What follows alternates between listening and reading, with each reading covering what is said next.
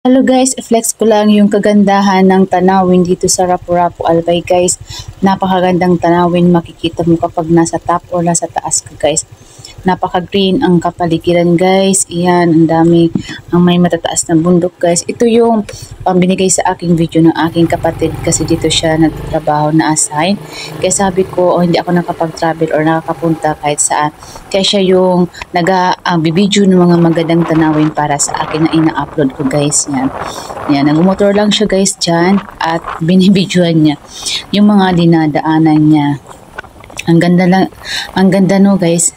Lalo na kung ikaw mismo ang nakapunta dyan at nakasakay sa motor, na habang nakamotor, yan, tinitingnan mo yung mga gandang tanawin na green, yung mga dinadaanan mo, na kahit lubak-lubak, maganda pa din tingnan guys, yan.